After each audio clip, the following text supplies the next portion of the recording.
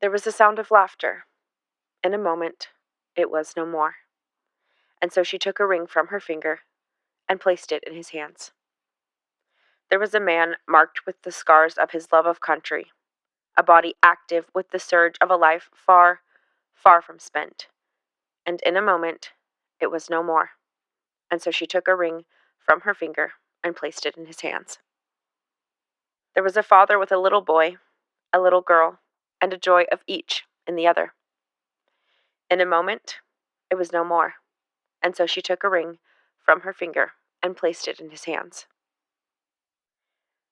There was a husband who asked much and gave much, and out of the giving and the asking, wove with a woman what could not be broken in life. And in a moment, it was no more.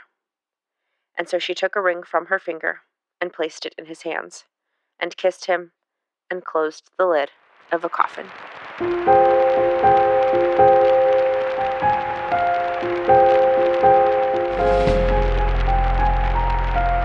Welcome to Blood and Business.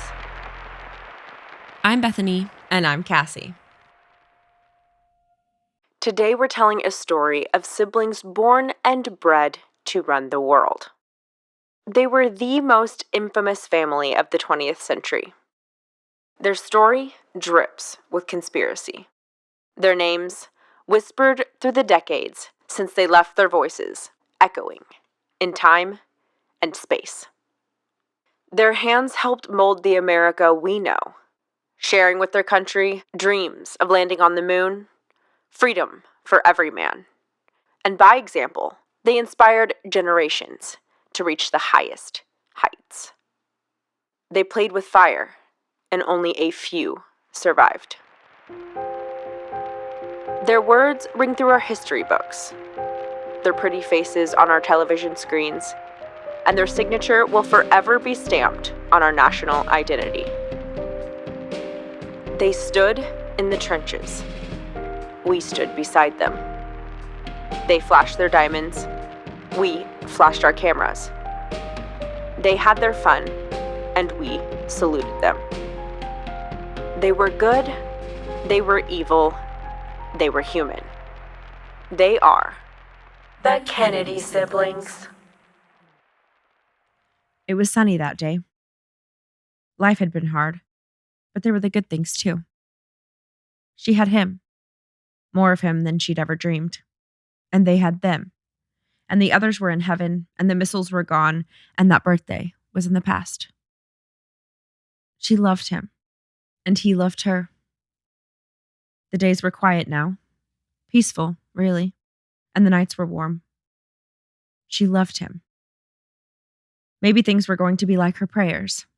The proximity to one's family. It was never paradise, that's the thing. But it was her life. And it was glimmering and glistening, and it captivated her. And she loved him. This morning, she'd had the most difficulty choosing which satin gloves to wear. And though the newspapers had mixed opinions, he didn't seem to be afraid, and so neither would she be. It was November, but the sky was the richest powder blue she'd ever seen. There was a sea of smiles shining back at them. Crisp air, balmy climate, blue, pink, red, white, silver gray, burning orange, golden sun, then red, red, red, screaming, black. If there was anything that the Kennedy siblings had learned from their father, it was that time was their most precious currency.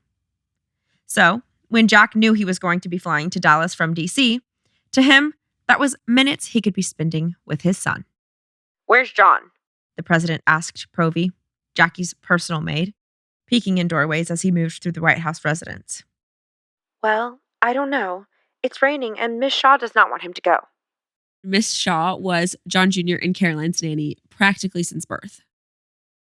Go down the hall and make sure he's dressed, Jack told her. I want to take him with me. Rain or shine, that son is mine.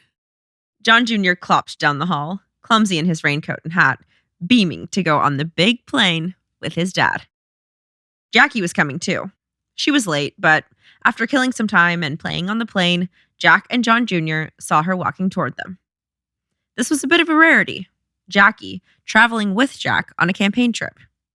She could instead be found wherever she wanted to be. This occasion was, in a way, penance for a trip she took just before. A trip that caused a lot of controversy, a lot of headlines. The Christina, and he who shall not be named. The extent of that story and Jackie's relationship to him is in season 1 in our Bouvier Sisters episodes. Jack had no use for him. And neither do we. Right after Jackie got back from this lengthy trip, she and Jack invited Ben Bradley and his wife over for dinner, as they often did. It was on this night that Jack said, "Maybe now you'll come with us to Texas next month." She agreed immediately. "Sure I will, Jack." Then they joined Bobby and Ethel in the White House Theater to watch Sean Connery's From Russia with Love. Jack only lasted about an hour and then went upstairs to read.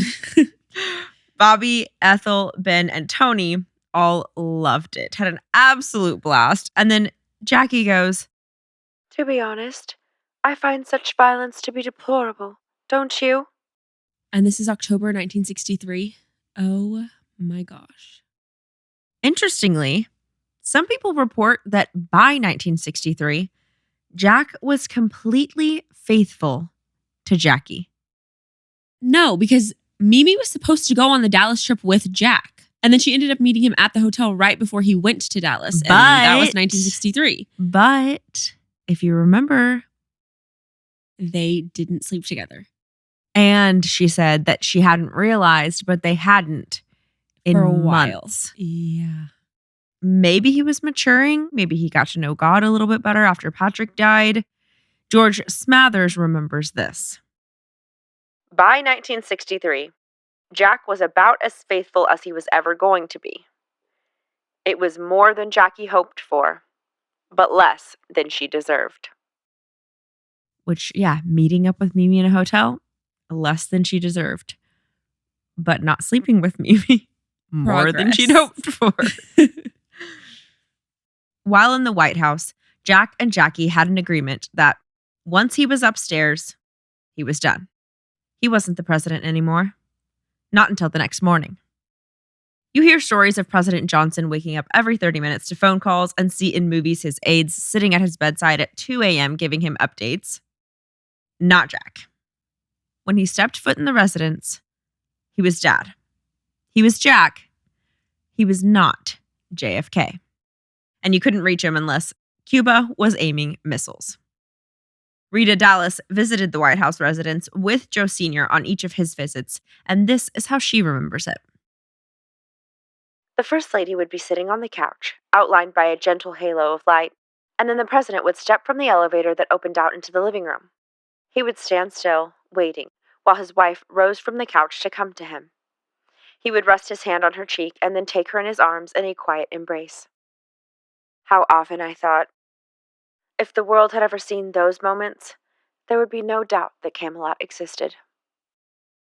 Quote, He loved his children. Dave Powers reflected. Every night, no matter what was going on, he'd say, I want them brought over before they go to bed. He had breakfast with them and lunch with them. When there was something going on like the Cuban Missile Crisis, he'd go up to look at that boy. One day, the president was with some ambassador.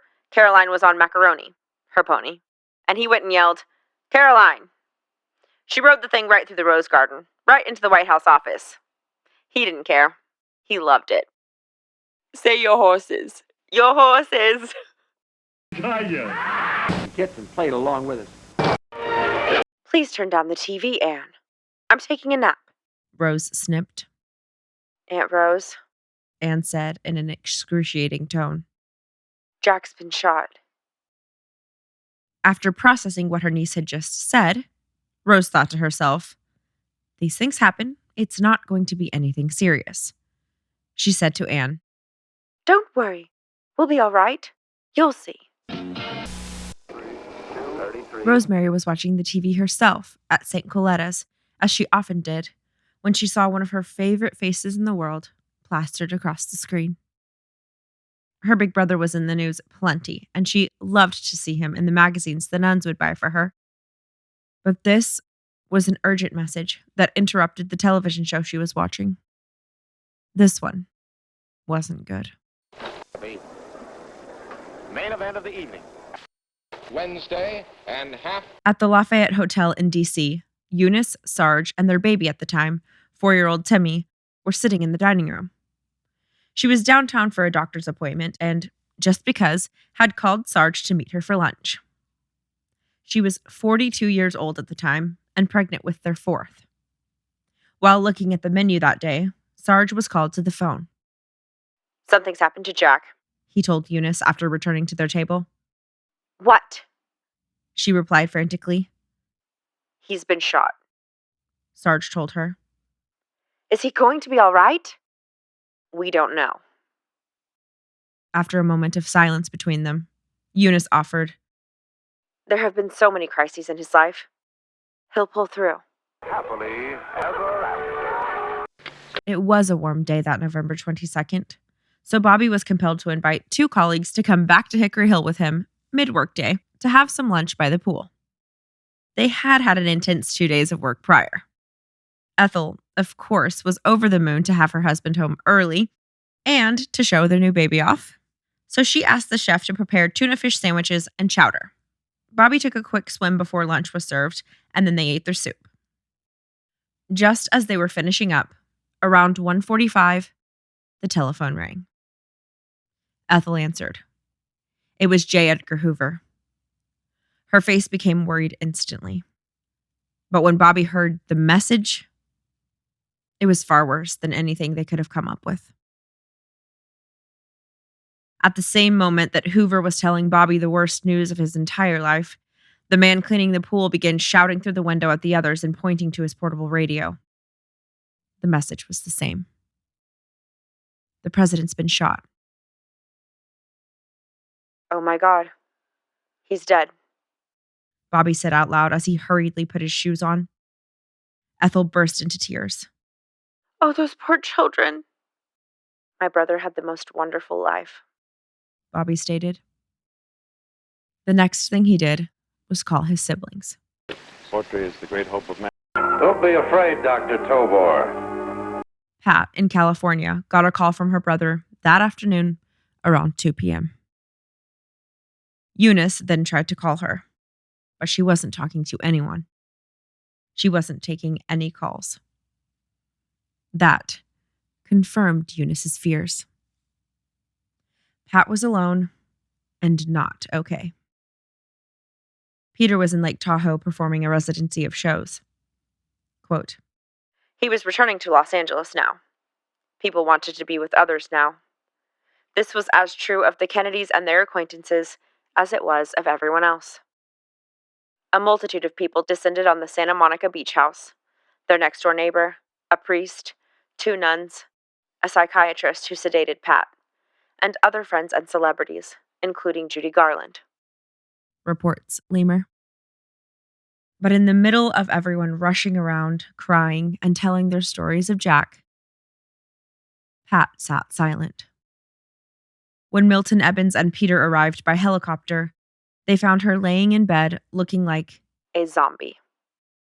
Milton, knowing that Pat and Peter's marriage was all but over, and now that Jack was gone, there was no longer any reason to pretend that it wasn't, told her, "Lem Billings is on the phone, and he was told to fly out here and get you and bring you back to Washington." Oh, probably Eunice. I think so. But Pat decided otherwise.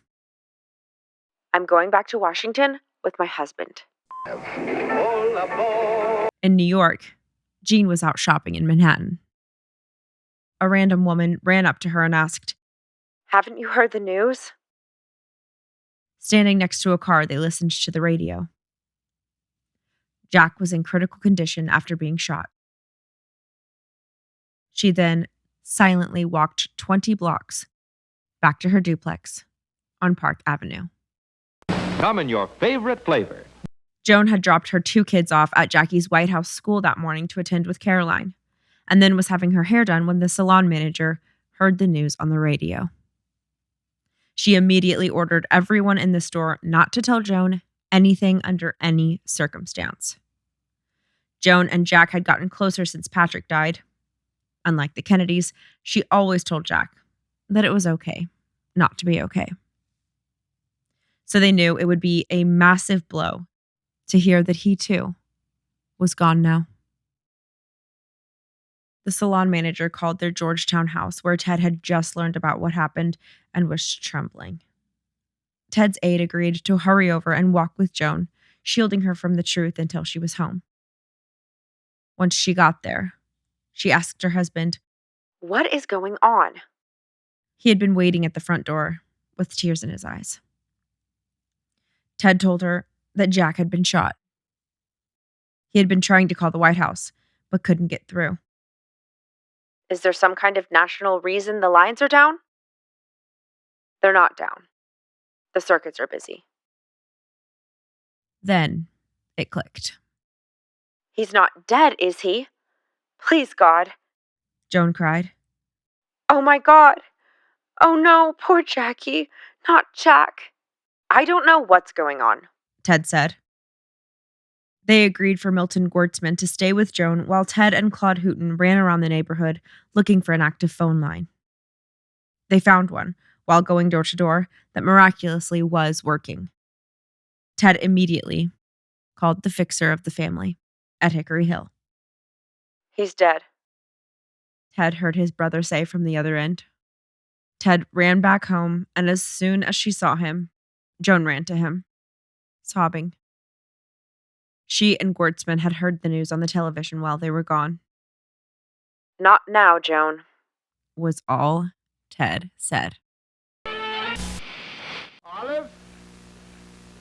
When John Jr. and Jack boarded Air Force One that morning, That rainy morning. it was November 21st, 1963. They sat on the presidential plane waiting for Jackie until finally they sent a couple of aides to go get her. Then they set off together for Dallas. It was time well spent. Jack was doing this trip because the next election was coming up, and he needed to unite the Democratic Party of Texas. The conservative and far-left members of the Democratic Party fought each other far more than they fought the Republican Party, and Jack needed all of them if he was going to win another term as president. So, he'd take his charm and charisma for this weekend to the great state of Texas. Jackie was again late that next morning to breakfast with the Chamber of Commerce. She wasn't going to go at all, according to Clint Hill. Then, Jack told his Secret Service to tell Clint that he was insisting that she come. She was in the middle of choosing whether she would wear long or short white satin gloves for the day. She was choosing the outfit that she would be most famous for. When she finally did walk into breakfast, everyone lost their minds over her. She was wearing a raspberry pink pillbox hat and matching skirt suit. Quote, 2 years ago, I introduced myself in Paris by saying I was the man who had accompanied Mrs. Kennedy to Paris," Jack announced, standing in front of the full room of nearly 2,000. "I'm getting somewhat the same sensation as I travel around Texas." After breakfast, Jack and Jackie took Air Force One for a very short trip from Fort Worth into Dallas for their motorcade through the streets. Quote, "You know, last night would have been a hell of a night to assassinate a president." Jack said to Jackie on November 22nd, 1963. It was an eerie trip. Because though all of the people they met were all elated to see their president and first lady, there were posters everywhere of propaganda against JFK. Just that morning, Jack had pointed out a giant ad in that day's paper, complete with a thick black border around it, accusing him of being responsible for imprisoning and starving thousands of Cubans and aiding and abetting American communists with a secret agreement. It was a stark contrast to head out into the motorcade and see thousands of elated faces, screaming, not at, but for them. Lawrence Leamer said, To Jackie, the motorcade reminded her of the presidential trip to Mexico City, where the affection was as warm as the tropical sun. Jackie waved to her right, then to her left, then back again as the car drove slowly through the crowded street. Then, the sky went black. The shots rang out like a snare drum announcing battle. Pop! Pop, pop! Then there was the blood that confirmed it. They're going to kill us! Governor Connolly shouted. But Jack was already hit. Jackie dove backwards onto the back of the car, reaching for something that had been thrown behind her. Clint Hill was Jackie's security that day. That day, and every day. He had been riding on the front hood of the car directly behind the convertible, carrying Jack and Jackie. When the first shot rang out, he wasn't sure what it was, but as he frantically looked around, he saw the president grab his throat and, quote, lurch to the left. He knew something had happened, but still hadn't realized it was a bullet. He jumped off of the car and ran toward JFK. But just as he leaned forward to run, 2 more cracks. Jack had been hit in the head. I've got his brains in my hand! Jackie screamed. My God! What are they doing? My God, they've killed Jack! They've killed my husband! Jack! Jack! He was slumped over in her lap, and the thing that she had grabbed off the back of the trunk, a perfectly clean piece of Jack's skull. Clint dove on top of the car, risking his life, and pushed Jackie back in. I slipped when I first tried to get up on the presidential car. It took me 4 or 5 steps to get there. I grasped her, put her back in the back seat, and placed my body on top of her and the president. From underneath the weight of his body, he heard muffled cries. Oh, Jack. Oh, Jack, I love you. Jackie sobbed. Mr. Hill reflected years later. They gave me a medal. Yeah, that was very nice of them. I appreciate it very much. But I wanted to do better than I did. I had failed at trying to protect the president, and I knew that. And it killed me. The one thing that I would be willing to do or give is my life for his if I could have changed it that day. When they arrived at the hospital 6 minutes later, Jackie would refuse to let go of Jack. She was cradling his wounded head in her hands, and it was a scene that haunted her in nightmares for the rest of her life.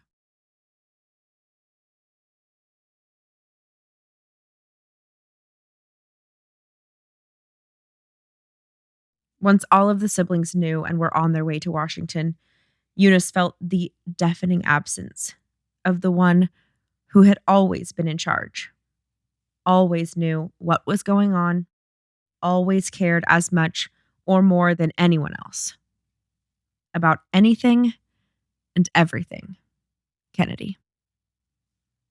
About her tennis game or the culture she feuded with that tried to slow her down. Cake's water skiing or her debutante dress, the loneliness she felt after her choice to marry a Protestant boy. Bobby's deep reverence for their faith. His conviction to go tell his dad when he caught his siblings sharing a bottle of liquor in their mid-20s. Or what to do when he got caught cheating. Pat's Hollywood magazines, or who she wanted her nurse to be. Her life that got bigger and crazier and more painful than she expected. Joe Jr.'s football throw, or his unwillingness to allow someone else to fly that fighter plane. Jean's wounded pride when Bobby and Mary Lou duped her into losing, or her sewing creations, the one just like Kicks. Teddy's paperwork for a 4-year term for the military, or his summers when, though he was lagging behind his siblings, always had a friend around who was just his speed. Rosemary's pain and frustration of, too, being left behind. Or her bargain for a wonderful hockey stick and the new hair bow she was so proud of. Jack's books and stories of adventure, and the one he embarked on himself. Their dad. He was always in the background of all of it. He was always listening, always affected by all of it. And right now, he was in bed, alone, and segregated from his family. Out of the loop, and now needing her the way she had always relied on him. Eunice grabbed Teddy, and they got on a plane home. Oh, Jesus. Oh, Jesus, help me. Eunice whispered as the driver pulled up to Hyannisport. Teddy was in so much pain, he was mute. Tears streamed down his cheeks. It would need to be her that broke her father's heart, with the truth she wished just wouldn't be. As she and Teddy walked into their father's bedroom, his face became confused. He was surprised to see them. He didn't know they were here. Daddy, Eunice whispered as she reached for his hand and kissed it. Daddy, there's been an accident. Daddy. Oh, Daddy. Jack's dead. He's dead. But he's in heaven. He's in heaven. Oh, God, Daddy. Jack's okay, isn't he, Daddy? Ted blurted out, Dad, Jack was shot. then kissed his forehead, and they all sat in their mourning. Their shared knowledge of just how much had been lost. Eunice buried her face in her father's hands and wept. Ted fell to his knees, sobbing. He's dead, Daddy. Eunice wailed, knowing now, in her dad's presence, at home, she could finally let go. She let the horrific truth hit her, and it came on strong. He's dead. Then, the worst part. Caroline and John Jr. Jackie was at the hospital with Jack. He was being operated on. Living and not living at once. She was living and not living at once. Mrs. Kennedy, your husband has sustained a fatal wound. The doctor told her. I know. Jackie replied that day. November 22nd, 1963. Around 1 p.m. You always think of someone like her as being insulated, protected. She was quite alone. I don't think I ever saw anyone so much alone in my life. Lady Bird Johnson remembered of Jackie that day. She hugged her and said, Jackie, I do wish to God there was something I could do. Jackie just stared straight ahead. No tears, no nod, no sign that she had even heard her. After they got Jack's body cleaned up, Jackie was allowed back in to see him again. She pulled the white sheet back to reveal his face, and she kissed him. She kissed his eyebrows, his lips. She kissed his frozen cheeks. And she told him how much she loved him. She did not see the other people standing around looking on during her moment with him. The last private moment that she was ever allowed with him was already gone. The night before, when they slept in the same bed together for the last time. She took her ring off and was trying to get it onto his when a nurse stepped in and helped with some cream. Then, she just looked at him for a little while. Her Jack. Now, still. And so she took a ring from her finger and placed it in his hands.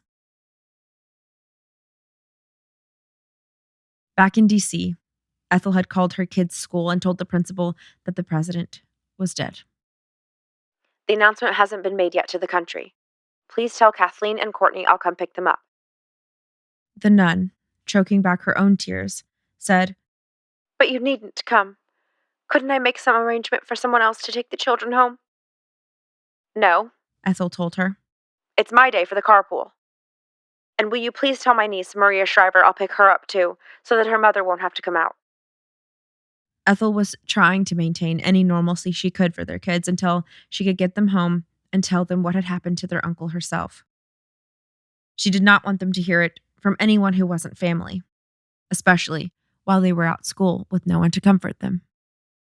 Unfortunately, while on her way, their teachers heard it on the radio and told them.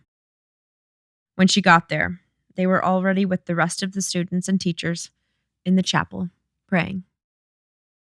Ethel joined them. While at the hospital with Jack's body, Jackie told her mother of the phone that Maud Shaw, the nanny that had been with her kids since Caroline was 11 days old, quote, should do exactly what she feels she should do. Miss Shaw didn't want the kids to go to sleep in a normal world and then be shocked in the morning by what was on TV or hear the news from someone they barely knew, or even wake up to the sound of the helicopter landing around midnight and get excited, expecting their mom and dad, only to receive the biggest disappointment of their lives. She decided to go ahead and tell them, without their mom. When she told John Jr. that Daddy had gone to heaven, he asked, Did he take his big plane with him? That was the last place he ever saw his daddy, when he insisted on bringing him on the plane for a hangout. Yes, John, Miss Maud replied. he probably did. I wonder when he's coming back. John pondered. When she told his big sister, it was much more sobering. I can't help crying, Caroline, because I have some very sad news to tell you. Miss Shaw told her. Your father has gone to look after Patrick. Patrick was so lonely in heaven. He didn't know anyone there. Now he has the best friend anyone could have. Caroline cried herself to sleep that night. At one point, it was so violent that Miss Shaw was worried she would choke herself. Finally, her little body gave out and she got some rest. At 7 a.m. the next morning, Caroline and John Jr. went straight into their dad's bedroom. Their grandparents, Janet and Hugh Auchincloss, were in bed. They stayed there the night before to be close to Jackie. Caroline walked over to the bed and plopped her stuffed giraffe next to her grandma. Janet was reading the newspaper when Caroline asked, Who is that? pointing to a picture of her dad on the front page. Oh, Caroline, you know that's your daddy. Janet replied. He's dead, isn't he? Caroline asked, trying to understand.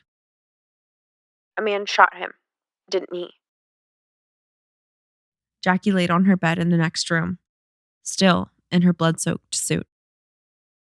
She had worn it on Air Force One as she stood, looking on when LBJ was sworn in as the President of the United States, taking Jack's place.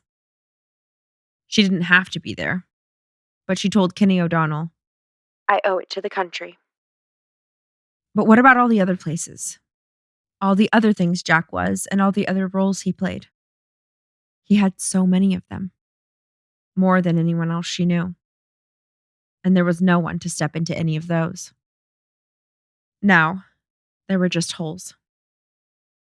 She wore the blood-soaked suit all the way home, refusing to change when people offered to help her. I want them to see what they've done. And now, in her bedroom at the White House, she still wore it. That evening, Saturday, the day after Dallas, the Kennedy family and a few others all gathered in the dining room to tell stories of their husband, friend, boss, their brother. Many of these stories were heartwarming. Some of them were downright inappropriate. And somehow, Ethel's wig ended up being removed from her head, passed around the room, and landed on top of Robert McNamara. Quote, a man of impenetrable dignity. I don't even know how that happened. Like, who did leave it to Ethel? Yeah, did someone else take it off of her head, or was she just volunteering? She's like, everyone sat, you know what? Here. She's like, my wig. Milt Evans was extra quiet that night, though. Remember, he is Peter's manager. He couldn't let loose because earlier that evening, he had seen Bobby go into the room where Jack's body was being held, throw his arms around the casket, and talk quietly to his big brother. Milt couldn't get it out of his head. He tried to talk about it, but in true Kennedy fashion, Pat cut him off mid-sentence with, "We don't want to hear about that," and then returned to laughing. The calamity of the evening was that one of the people present was none other than the man who shall not be named. The chief of protocol had invited him at Jackie's request. Guess who had something to say about that? Definitely Lee. Yep. Also definitely Bobby. Of course. He was in no way, shape, or form a friend of Jack's.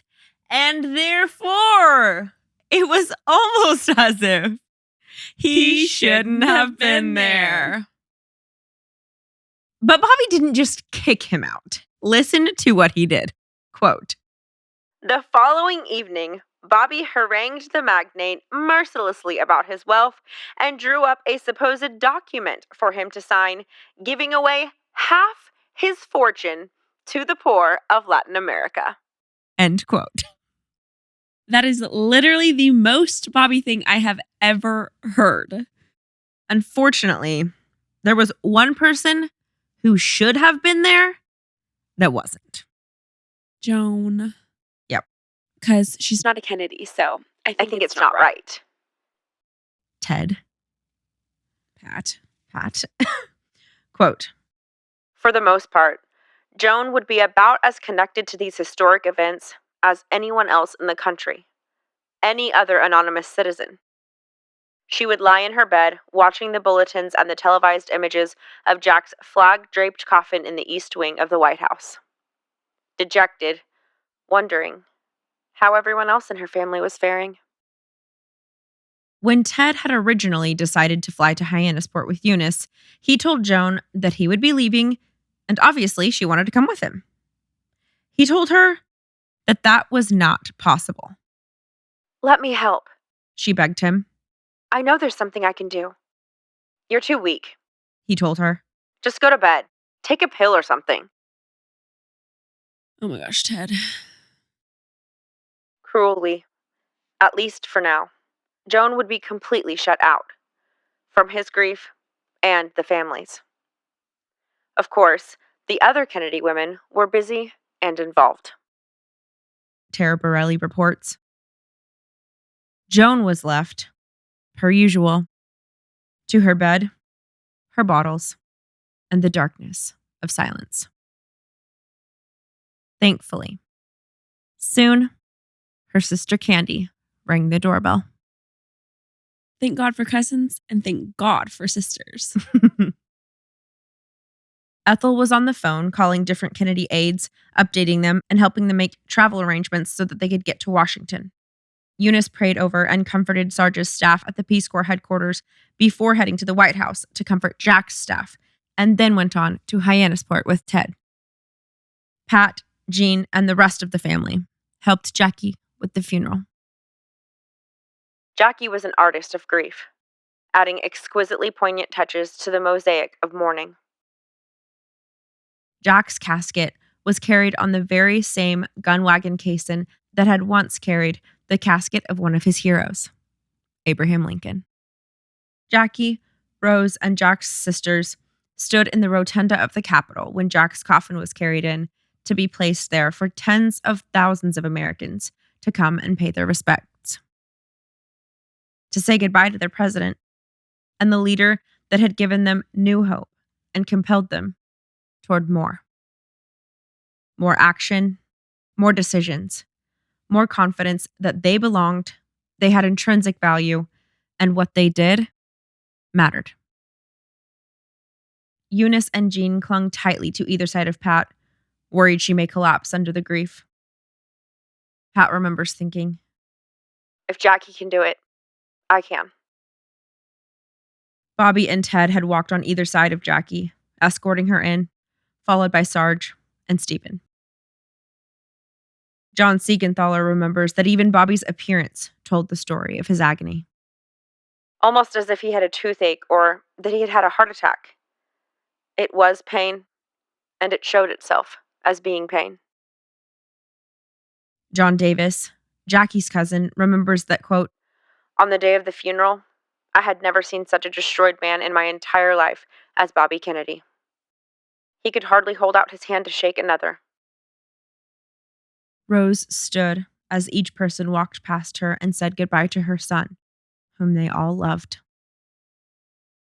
She was standing in the dress that she had purchased for her husband's funeral. Here she was, burying her son before her husband again. The ceremony was beautiful, but Eunice had a complaint. The service was sad instead of hopeful, and Jack was never sad in his life. Jackie had chosen the passages of Jack's inaugural address in which he referenced some of his favorite scriptures in Isaiah. Then, John W. McCormick, Speaker of the House of Representatives, spoke. Any citizen of our beloved country who looks back over its history cannot fail to see that we have been blessed with God's favor beyond most other peoples. At each great crisis in our history, we have found a leader able to grasp the helm of state and guide the country through the troubles which beset it. In our earliest days, when our strength and wealth were so limited and our problems so great, Washington and Jefferson appeared to lead our people. 2 generations later, when our country was torn in two by a fratricidal war, Abraham Lincoln appeared from the mass of the people as a leader able to reunite the nation. In more recent times, in the critical days of the Depression and the Great War forced upon us by fascist aggression, Franklin Delano Roosevelt, later Harry S. Truman, appeared on the scene to reorganize the country and lead its revived citizens to victory. Finally, only recently, when the Cold War was building up to the supreme crisis of a threatened nuclear war capable of destroying everything and everybody that our predecessors had so carefully built, and which a liberty-loving world wanted, once again, a strong and courageous man appeared, ready to lead us. Surely, no country ever faced more gigantic problems than ours in the last few years. And surely, no country could have obtained a more able leader in a time of such crises. President John Fitzgerald Kennedy possessed all the qualities of greatness. He had deep faith, complete confidence, human sympathy, and broad vision, which recognized the true values of freedom, equality, and the brotherhood, which have always been the marks of American political dreams. He had the bravery and a sense of personal duty which made him willing to face up to the great task of being president in these trying times. He had the warmth and the sense of humanity which made the burden of the task bearable for himself and for his associates, and which made all kinds of diverse peoples and races eager to be associated with him in his task. He had the tenacity and determination to carry each stage of his great work through to its successful conclusion. Now that our great leader has been taken from us in a cruel death, we are bound to feel shattered and helpless in the face of our loss. This is but natural. But as the first bitter pangs of our incredulous grief begin to pass, we must thank God that we were privileged, however briefly, to have had this great man for our president. For he has now taken his place among the great figures of world history. Almost as if he was created for such a time as this. Of John Fitzgerald Kennedy's funeral, it can be said he would have liked it.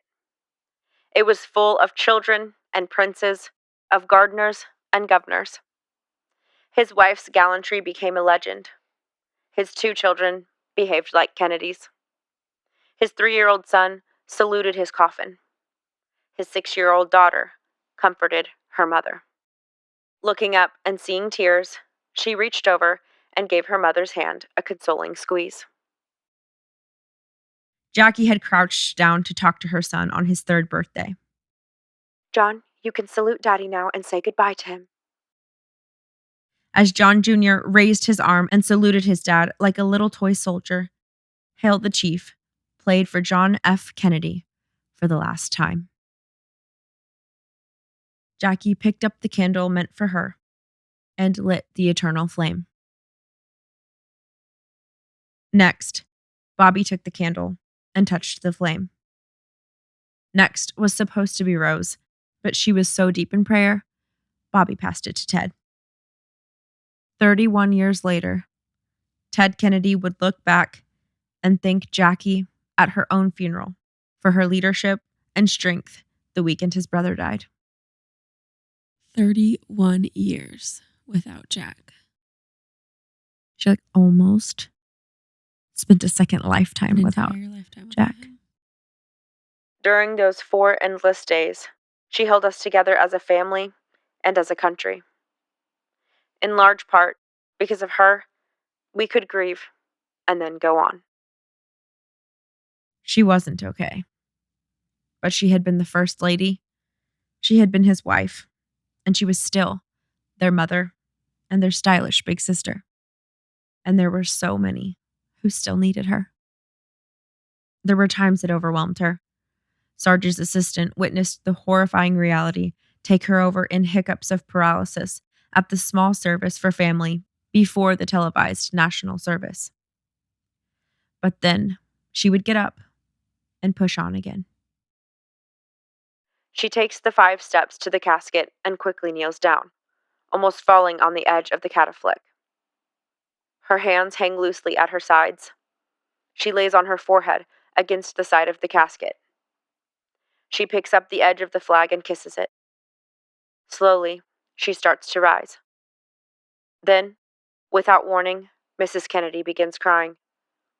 Her slender frame is rocked by sobs, and she slumps back down. Her knees give way. Bobby Kennedy moves up quickly, puts one arm around her waist. He stands there with her a moment and just lets her cry. At the graveside, after the family had said their final goodbyes, all the great leaders of the world made their way to the casket. Jackie didn't have time to talk to everyone, but she did say hello to 2 people. De Gaulle of France, the one who was very impressed with her conversation on the trip that I am the man who accompanied Jacqueline Kennedy to Paris, and I have enjoyed it. And the other person she made a point to see was Mary Ryan. Okay, this one I don't know. She was a distant cousin whom Jack had met when he tracked down the old Kennedy homestead in Ireland with Pamela Churchill while Kick and the others golfed. Okay, that one's a deep cut. What is that? Episode 9? That was a minute ago. It was Jacqueline who requested that I go. Jackie had never met her before, but she knew how Jack felt. And she felt that she should be there if she could make the journey. When she got the call, Mary immediately dropped everything, borrowed a black dress, and hopped on a plane that was carrying the Prime Minister of Romania and made the stop just for her. She was so late after the long trek across the ocean that she and MLK were the last 2 mourners to be seated at the funeral. After the ceremony, Jackie found her and pulled her aside. She told her how much Ireland meant to him and how much the trip he took just 5 months prior to this moment meant everything to him. Oh my gosh, I didn't realize it was 5 5 months. Can you believe that? 5 months before he passed. Oh my gosh. It was the one thing in his life that he enjoyed. Jackie told her. She wanted to give Mary a gift. She could have selected anything in the White House. Paintings, silver, china, signed photographs, but what she chose was the most valuable. Jackie gave her Jack's rosary beads and a set of his Navy dog tags. She knew that he would want her to have them and would want her to take them back with her to Ireland. After everyone else left that day, the Kennedy family gathered in the Oval Office for the very last time.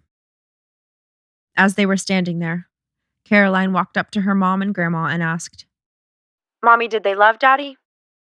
"Oh, yes, they loved Daddy," Jackie told her. "They didn't love Daddy. If they loved Daddy, they'd never done what they did to him." Jackie stayed silent. "Mommy, do they love you?" Caroline inquired. "Do they love you?" "Caroline, I didn't quite give you the right answer to your first question. They did love Daddy. Far more of them loved Daddy than loved me, although many people love me too. But I don't think we should be so surprised that some people did not love Daddy. After all, not everybody loved Jesus, did they?" Caroline thought about that for a moment, then suddenly seemed satisfied, smiled, turned, and ran out of the room.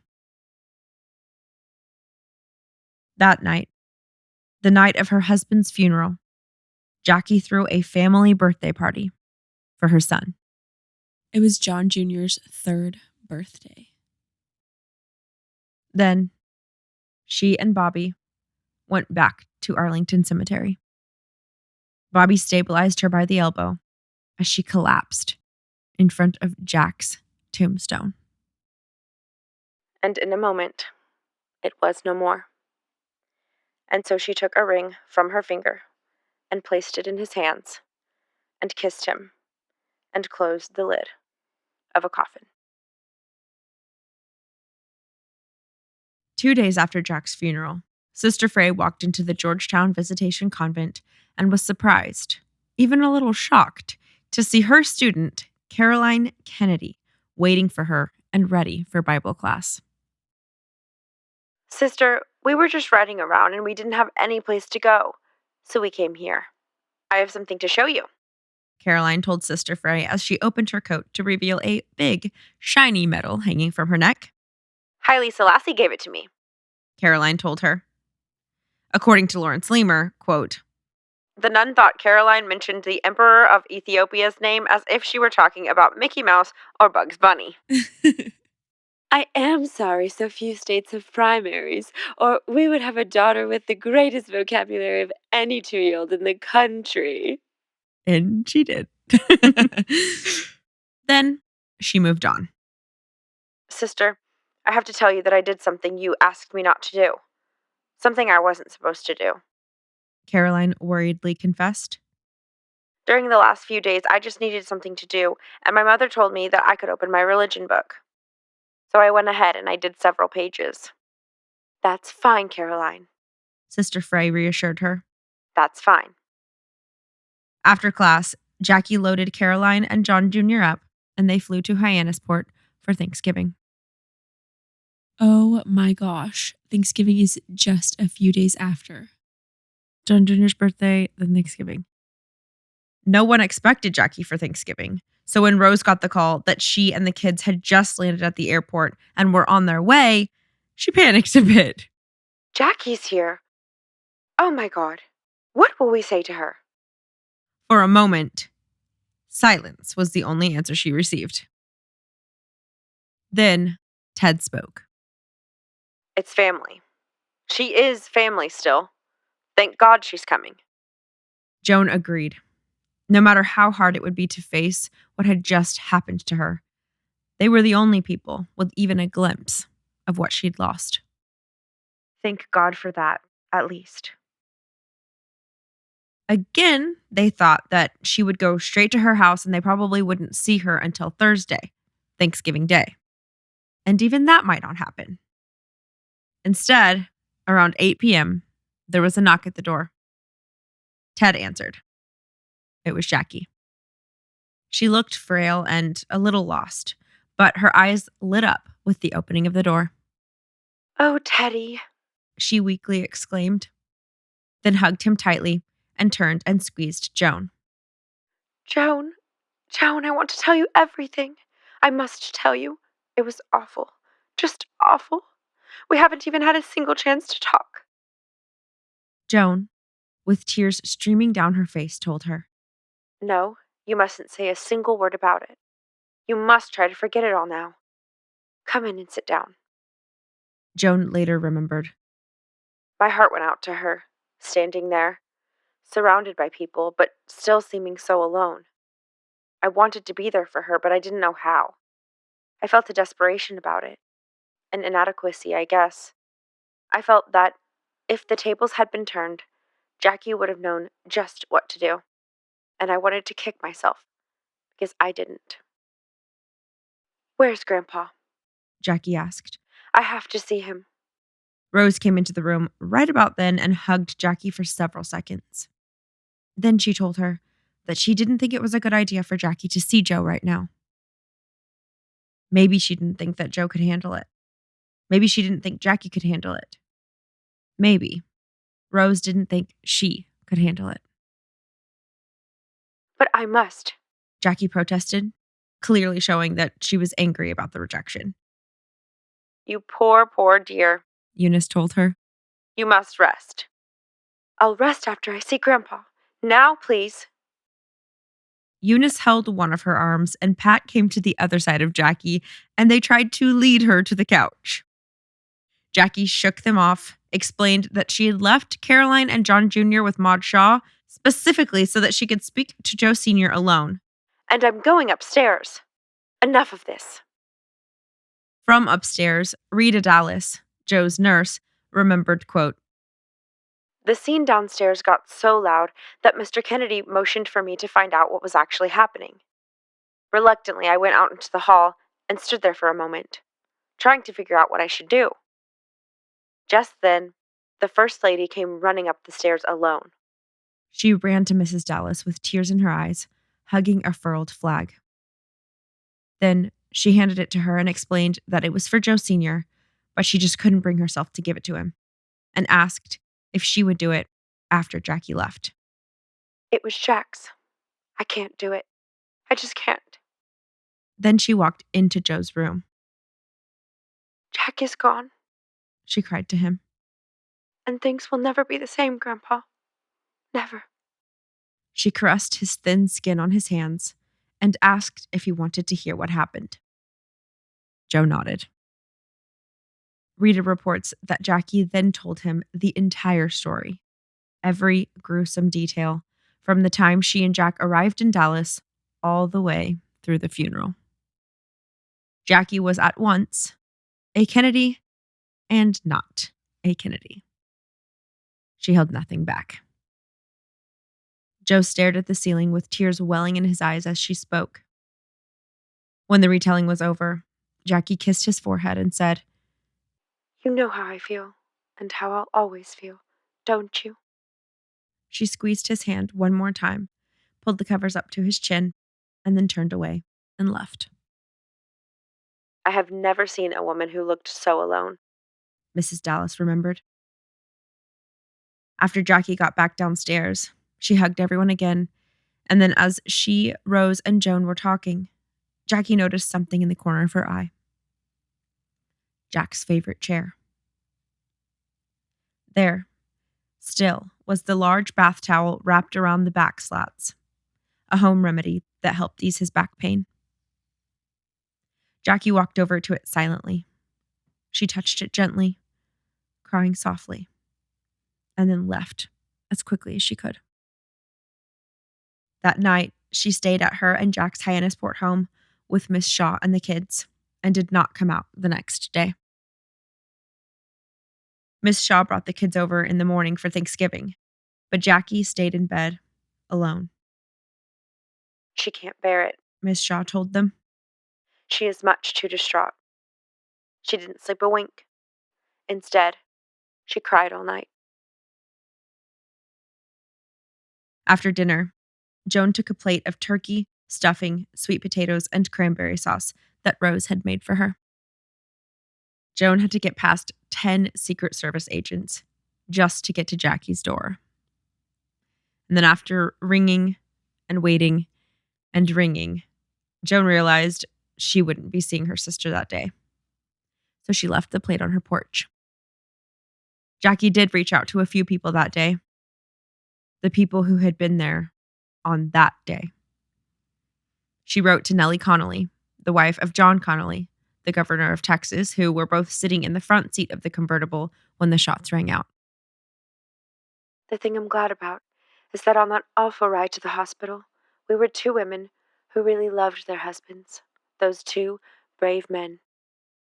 She called the president and Lady Bird and told LBJ, I'm so sad, but I'm here with all of Jack's things, and it's helping in an odd way. Jackie and Jack. It was complex, sure, but it had been her dream life. And she had loved her husband with every cell of her being and to the pit of her soul. You could not go deep enough into Jackie's core to not find Jack. In fact, it was as if by marrying, these two ambitious people coming together created one whole. With his political savvy and her class, style, and culture, they were the perfect match. She was always aware of his infidelities, particularly with Marilyn Monroe. However, she had long before accepted this flaw as a part of his character and continued to love him in spite of it. She knew only too well that she too had her flaws, and he had accepted her despite them. Without Jack, it was as if Jackie was only half a person. Or at least that's how it felt to her, once she realized she had to face life alone. Bobby couldn't even bring himself to go to Hyannisport for Thanksgiving that year. Without Jack, I think it wasn't right. he took Ethel and the kids to Florida instead. Ethel remembers him staring off into the sky, not saying a word for hours, and bursting into tears without warning.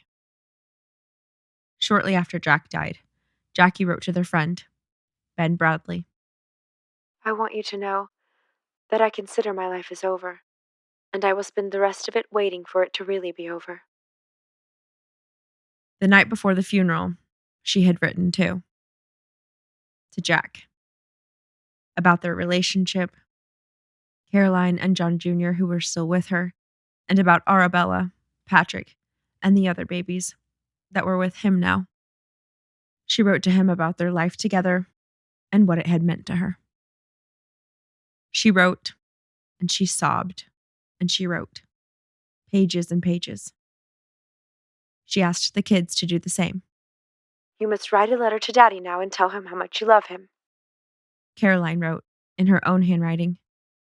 Dear Daddy, we're all going to miss you, Daddy. I love you very much, Caroline. John Jr.'s letter was illegible to human eyes, just scribbles on a paper.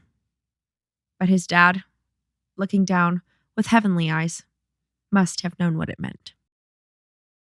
The next morning, Jackie had slipped the letters into Jack's coffin, along with a set of cufflinks she had given him.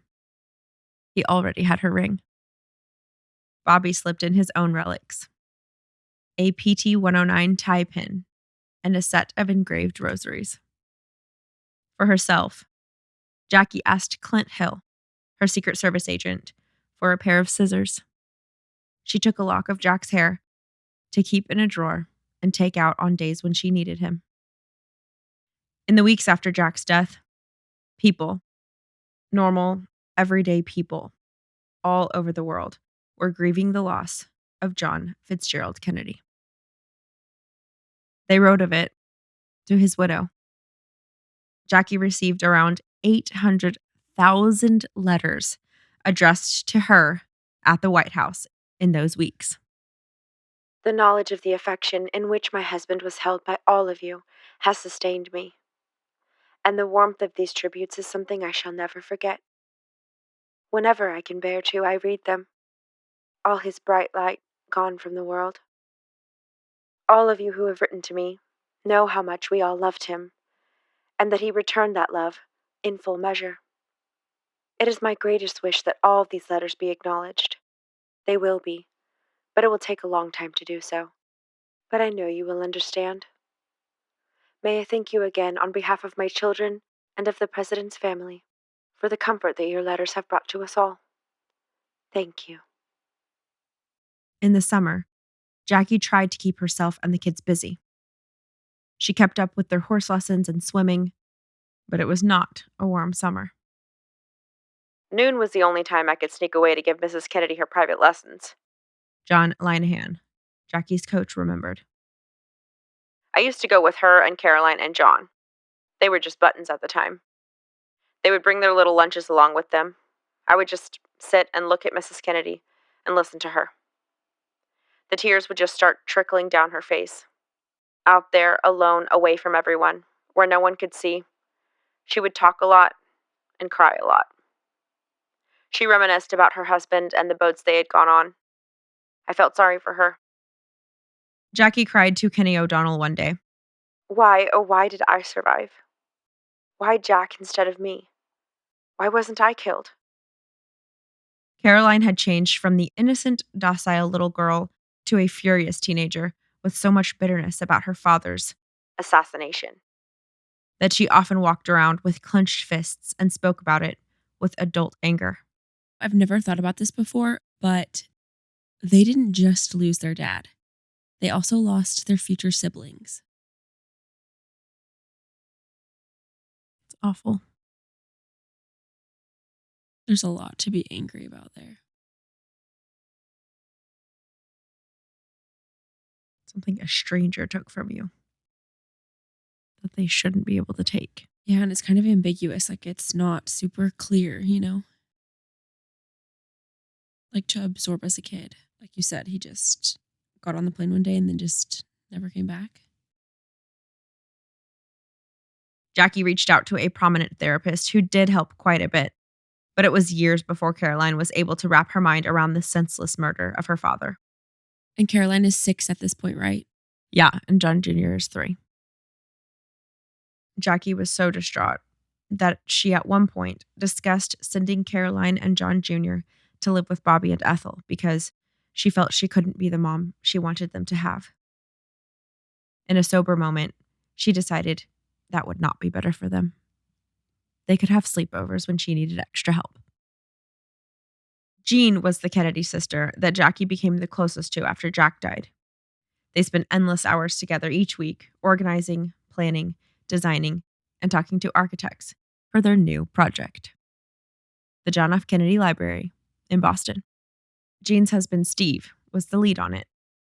It was a gift to the public, a tribute to Jack, but it was also for them to spend more time with each other and a bit more time with Jack. For Pat, it was simply too much. Her nerves were raw and open, her resiliency gone, and a darkness descended on her that never fully lifted. For Bobby, it was worse. He was haunted by the thought that perhaps it had been one of his campaigns, his fight against organized crime, Castro, or corrupt unions that had brought on the death of his brother. The afternoon of the assassination, he had blurted out, I thought they would get one of us, but I thought it would be me.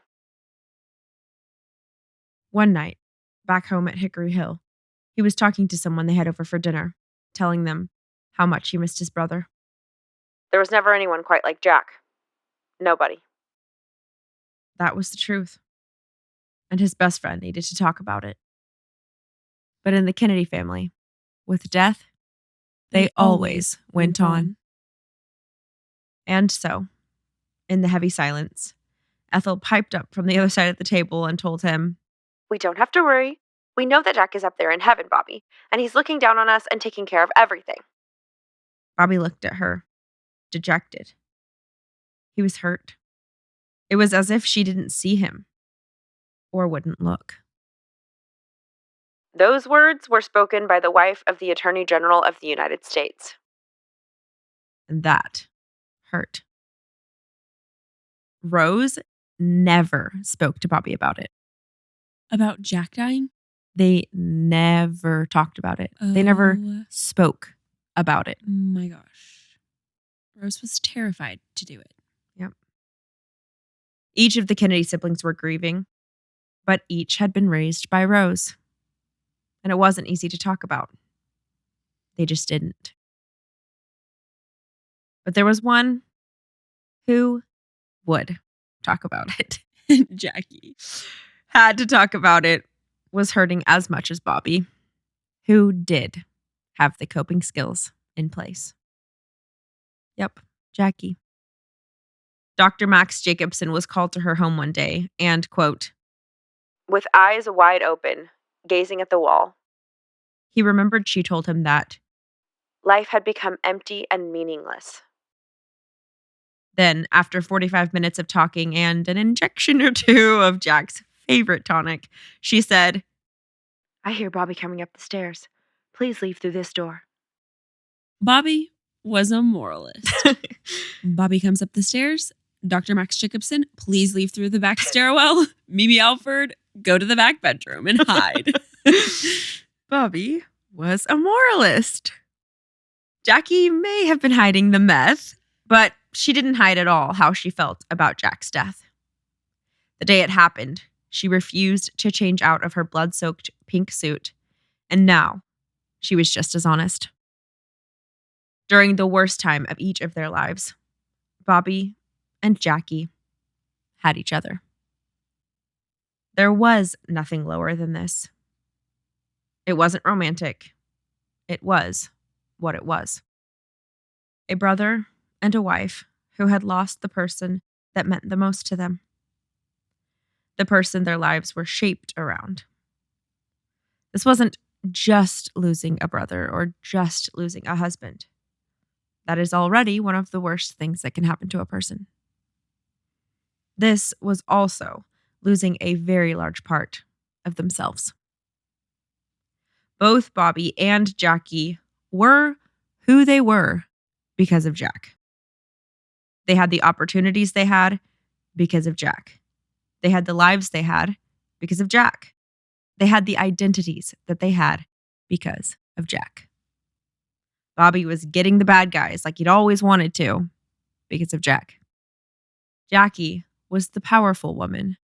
Quote, queen of the circus, and though admired by the world's greatest men, married the man on the flying trapeze. Like she had dreamed as a little girl. Because of Jack. They had the time of their lives with each other. And he loved them. And they loved him. They were bonded to Jack with a profundity that mere blood or a ring seemed insufficient to describe. When they lost Jack, it felt like they lost everything. They lost their soulmate. Bobby had two soulmates, Ethel and Jack. Back in 1960, just after Jack had been officially elected as the next president of the United States, Jack and Jackie had given Bobby a special present.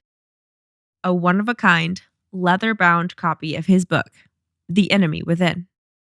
Is this the one that Ethel wanted Marilyn to play her in the movie? Yep.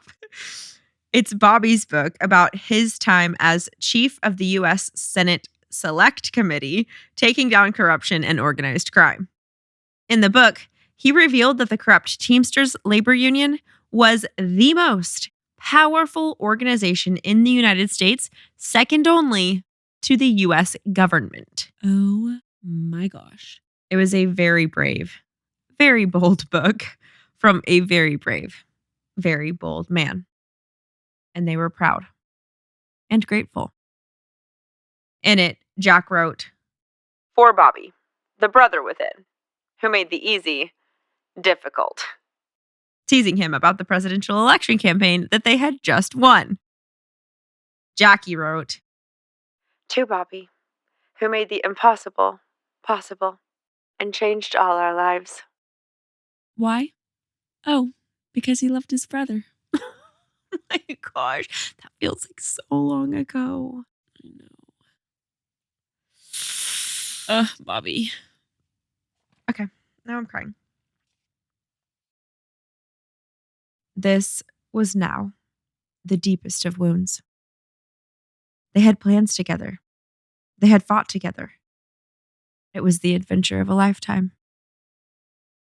And now it was over. When they had only just begun. There were countless more memories to be made, children to be had, and years to watch the sun set on. But now, it was all shattered.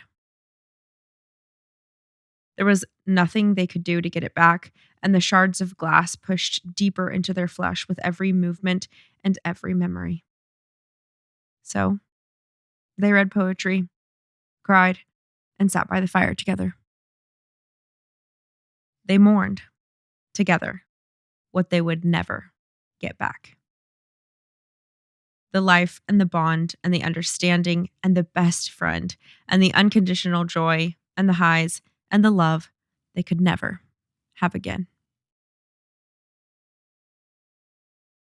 It was for Caroline and John Jr. that she moved on.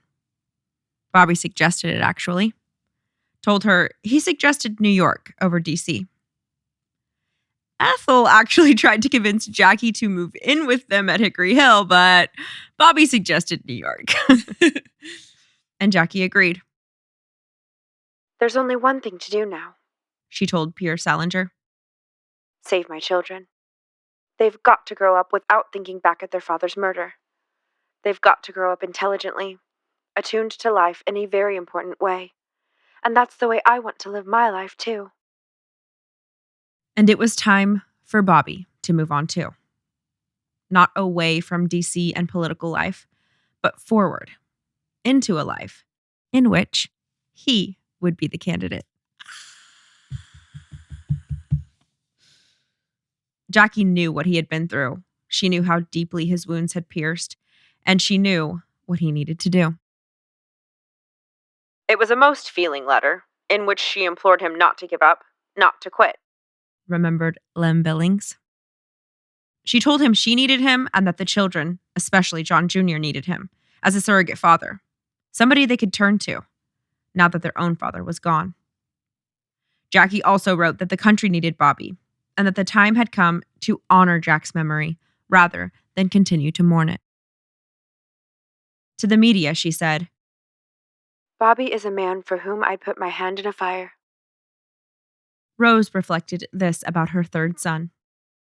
Although by this time, Bobby knew all the ins and outs and behind-the-scene techniques of politics, he had never himself run for public office, never been a candidate in a way that would oblige him to come through to the general public as a personality, and he was not overly endowed by nature and temperament for that different role. It hadn't been his style, and he had never had a reason until then to develop it. He took on the challenge, but not entirely happily, and not easily. It did offer him purpose, though. And in such a lost, directionless time, it was stability, a path to walk.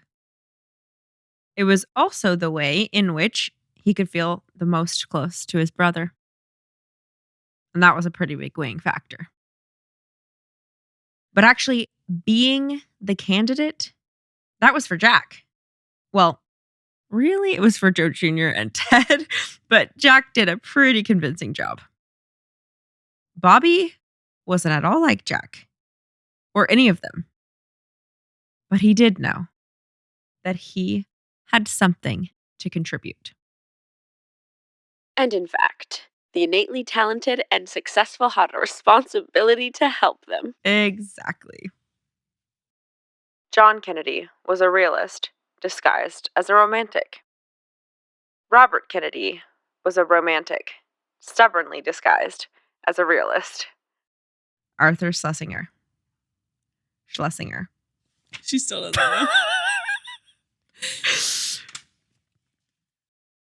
In 1964, not a year after losing his brother, Bobby decided to go for it.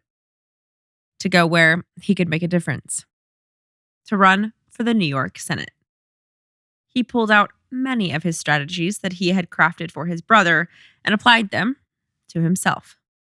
Address the elephant in the room.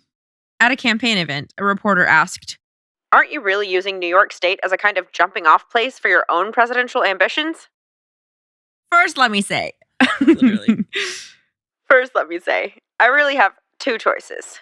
Over the period of the last 10 months, I could have retired. My father has done very well, and I could have lived off him. Frankly, I don't need the title because I could be called General, I understand, for the rest of my life. And I don't need the money, and I don't need the office space, so I would just, frank as it is, and maybe it's difficult to understand in the state of New York, I'd just like to be a good United States Senator. I'd like to serve.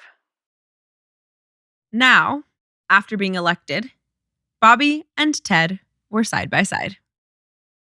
And in fact, Bobby was looking to his baby brother for direction. A new thing. And now, instead of Bobby telling Ted what a fool he had made of himself, Ted got a few humorous stories of Bobby to add to his repertoire. Like the time Bobby was late to a Senate vote. Quote, He looked over at me from his seat to see how I was voting. I looked back at him, not understanding what he wanted. He kept looking at me and finally shook his head as if to ask, Is the vote no? I got it. I nodded back at him, meaning, yes, the vote is no. But Bobby thought I meant, the vote is yes. So Bobby voted yes. I then voted no.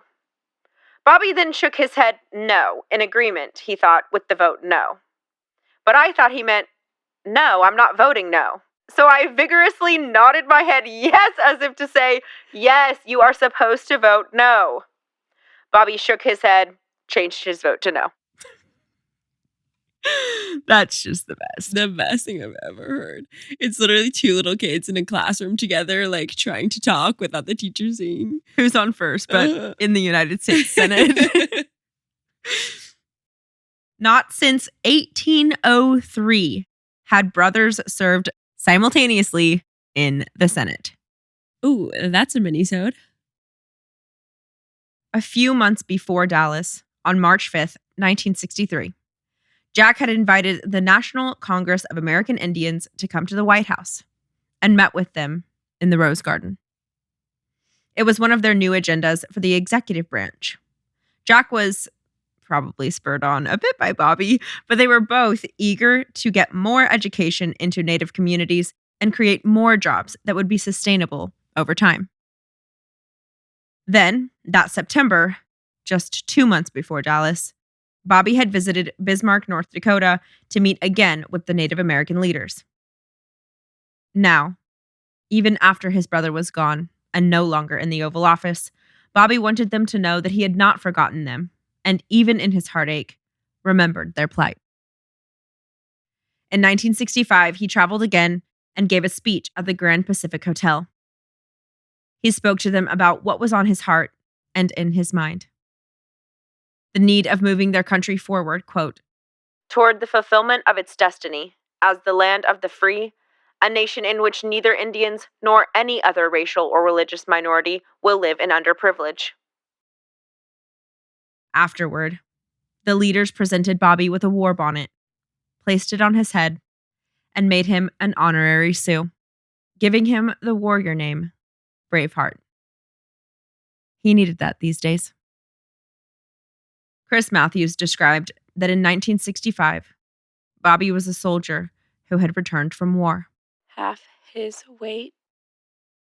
Nothing looked, tasted, or felt the same. And it never would. And Bobby knew that. The world knew it.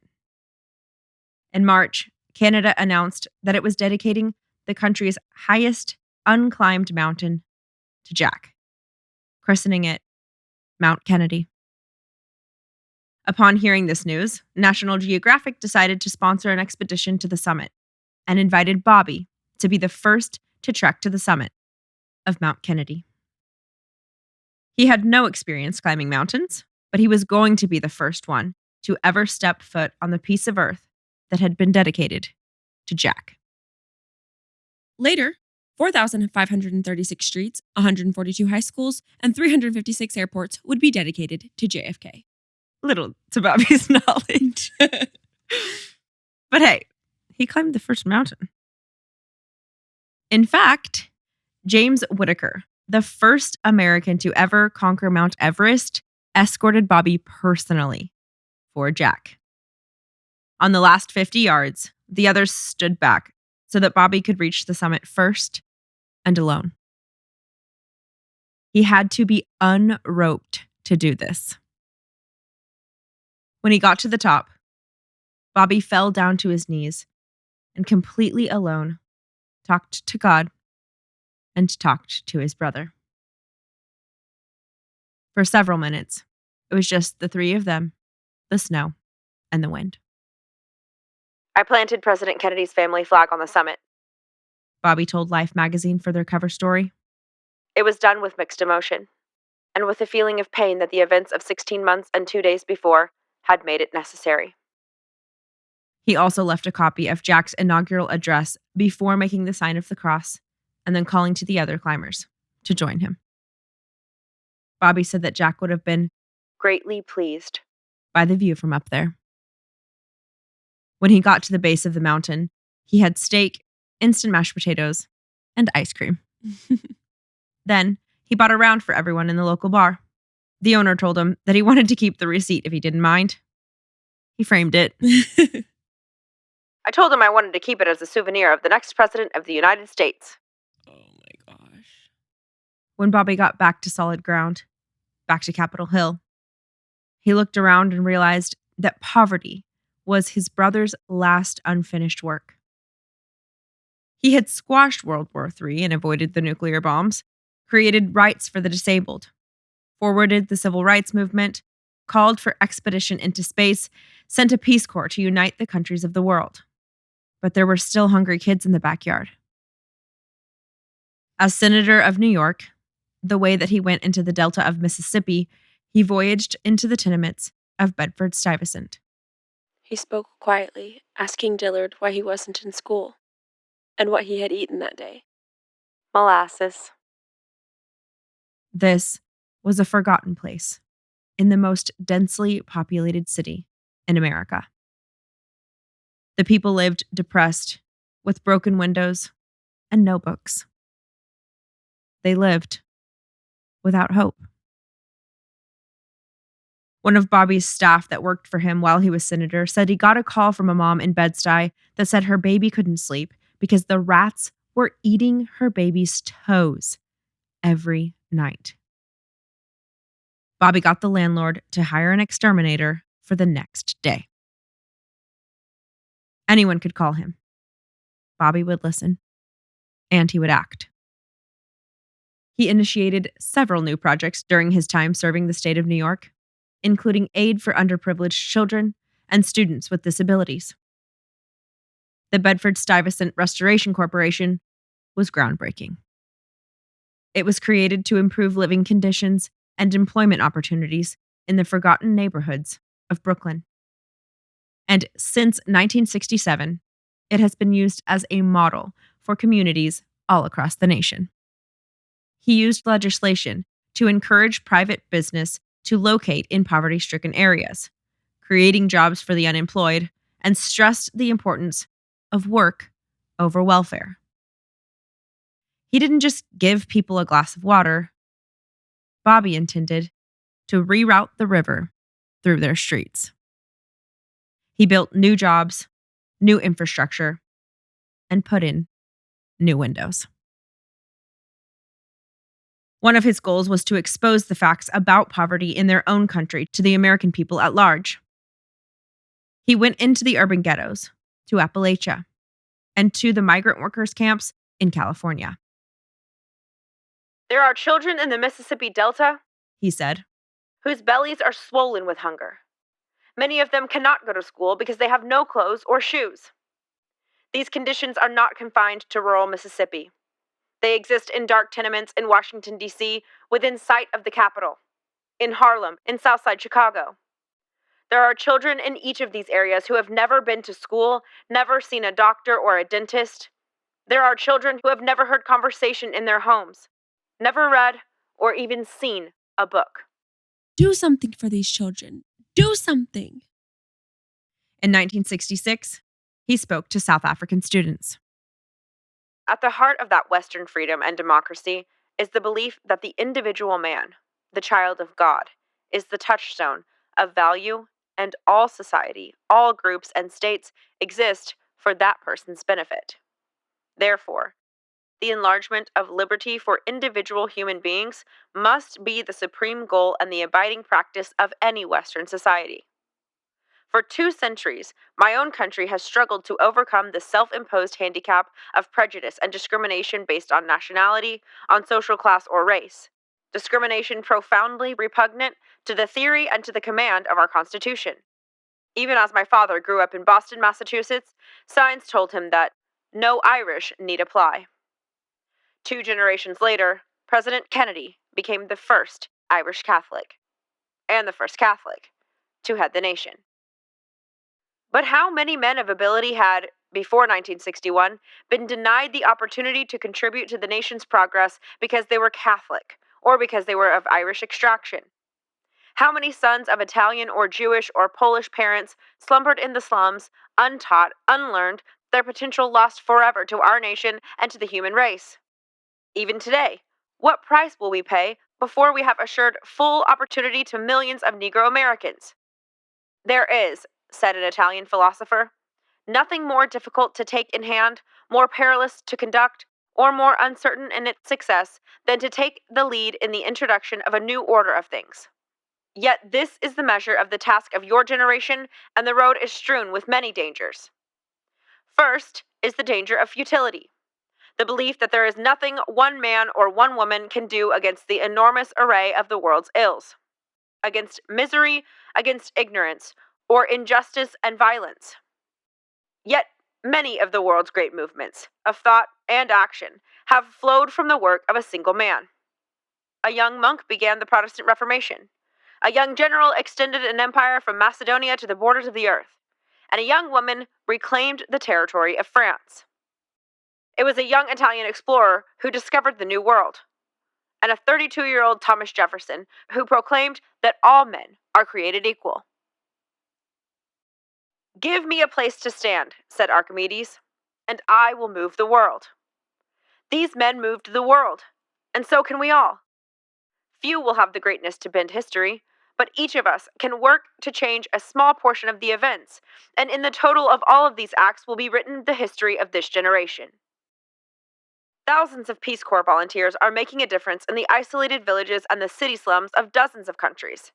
Thousands of unknown men and women in Europe resisted the occupation of the Nazis, and many died, but all added to the ultimate strength and freedom of their countries. It is from numberless diverse acts of courage, such as these, that the belief that human history is thus shaped. Each time a man stands up for an ideal, or acts to improve the lot of others, or strikes out against injustice, he sends forth a tiny ripple of hope, and crossing each other from a million different centers of energy, and daring, those ripples build a current which can sweep down the mightiest walls of oppression and resistance. The second danger is that of expediency, that hopes and beliefs must bend before immediate necessities. Of course, if we must act effectively, we must deal with the world as it is. We must get things done. But if there was one thing that President Kennedy stood for that touched the most profound feeling of young people across the world, it was the belief that idealism, high aspiration, and deep convictions are not incompatible with the most practical and efficient of programs. That there is no basic inconsistency between ideals and realistic possibilities. No separation between the deepest desires of the heart and of mind and the rational application of human effort to human problems. It is not realistic or hard-headed to solve problems and take action unguided by the ultimate moral aims and values, although we all know some who claim that it is so. In my judgment, it is thoughtless folly, for it ignores the realities of human faith and of passion and of belief, forces ultimately more powerful than all the calculations of our economists or of our generals. Of course, to adhere to standards, to idealism, to vision in the face of immediate dangers takes great courage and takes self-confidence. But we also know that only those who dare to fail greatly can ever achieve greatly. A third danger is timidity. Few men are willing to brave the disposal of their fellows, the censure of their colleagues, the wrath of their society. Moral courage is a rarer commodity than bravery in battle or great intelligence. Yet it is the one essential, vital quality for those who seek to change the world, which yields most painfully to change. Aristotle tells us, at the Olympic Games, it is not the finest or the strongest men who are crowned, but those who enter the lists. So too, in the life of the honorable and the good, it is they who act rightly who win the prize. I believe that in this generation, those with the courage to enter the conflict will find themselves with companions in every corner of the world. For the fortunate among us, the fourth danger is comfort. The temptation to follow the easy and familiar path of personal ambition and financial success so grandly spread before those who have the privilege of an education. But that is not the road history has marked out for us. There is a Chinese curse which says, "May he live in interesting times." Like it or not, we live in interesting times. They are times of danger and uncertainty, but they are also the most creative of any time in the history of mankind. And everyone here will ultimately be judged. Will ultimately judge himself on the effort he has contributed to building a new world society and the extent of which his ideals and goals have shaped that effort. Each of us have our own work to do.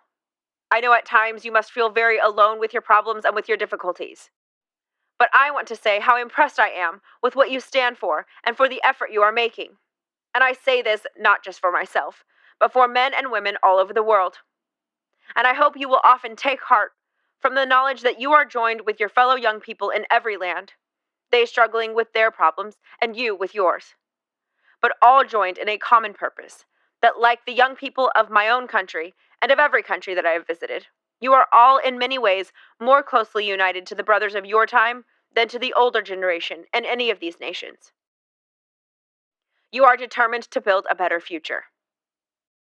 President Kennedy was speaking to the young people of America, but beyond them, to young people everywhere when he said, "The energy, the faith, the devotion which we bring to this endeavor will light our country and all who serve it. And the glow from that fire can truly light the world." And he added, "With a good conscience, our only sure reward, with history, the final judge of our deeds, let us go forth and lead the land we love, asking his blessing and his help, but knowing that here on earth, God's work must truly be our own." Thank you. In case you're not sure where you've heard that before, on January 20th, 1961, it was part of Jack's inaugural address. Always thinking about his brother. By early spring of 1968, Bobby still hadn't decided whether or not he would run for the presidency.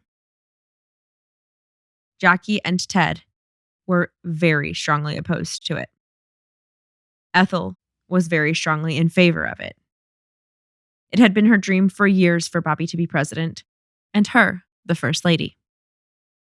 All of the Kennedy women were for it, actually. Just not Jackie. Not the woman who was splattered with her husband's brain matter in the back of a convertible on a bright, sunshiny day in Dallas, Texas. She thought the idea was chilling. Nauseating. Ted vehemently agreed. Adam Walensky, Bobby's legislative assistant, knew from being around Bobby that whether he got to be president or not, it had been the most fun before, when John Kennedy had been president, and that he would never be that young again, that he would never have that kind of joy again.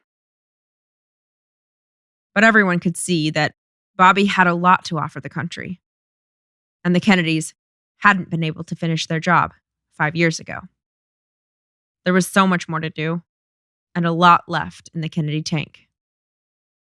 Besides, once you've been in the Oval Office, most other things feel a bit futile. Same reason Jack ran for president, remember? Mm-hmm.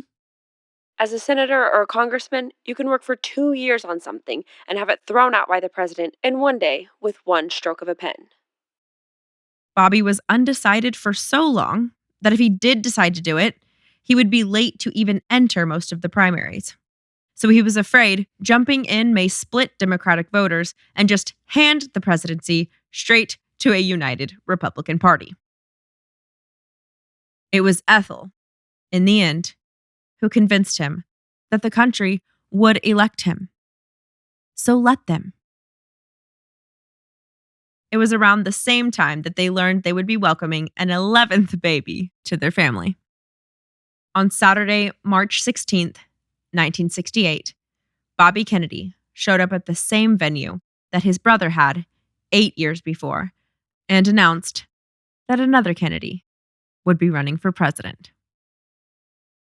Eventually, once Bobby had made up his mind that he was going for it, Jackie gave her support. Ted was the one person who never wanted it. We weren't that far away from 63, and that was still very much a factor. He'd always been afraid that his brother wouldn't survive losing Jack. But when people came to Bobby, as they did, saying, "You can change this, you can do it," he felt an obligation. Ted Kennedy remembered. It was not just the war, it was how the war was propelling the direction of America, especially the young people, the underprivileged, the underserved, those struggling for their civil rights. It was the inflaming of the cities and the failure to deal with the root causes of the flames. He knew he could help them. He knew he had a responsibility. To help them, to do something for these people. Our young people, the best educated and the best comforted in our history, turned from the Peace Corps and the public commitment of a few years ago to lives of disengagement and despair. Many of them turned on with drugs and turned off on America. And that was never all right with Bobby Kennedy. So, he went. He went to the towns and to the cities, and he spoke of the Mississippi Delta, of the black ghettos in Bed-Stuy, of the Hispanic farm slaves in Southern California, the Native Americans on reservations without aid, and the forgotten people of Appalachia. He told people about the unacceptable parts of America. This was the Heartbreak Tour. Then, while preparing to speak to the people of the inner city of Indianapolis, Bobby got word of a tragedy. John Lewis, the civil rights activist, had joined Bobby's campaign, and this night was one of the rallies that he had organized. There were some people saying that maybe he shouldn't come because maybe there would be violence. But some of us said he must come. Bobby agreed. The police that were going to escort Bobby's motorcade refused to enter the black neighborhood after hearing the news. Which meant that Bobby and John and the campaign staff were on their own. What am I going to say? Bobby thought out loud on the drive-in.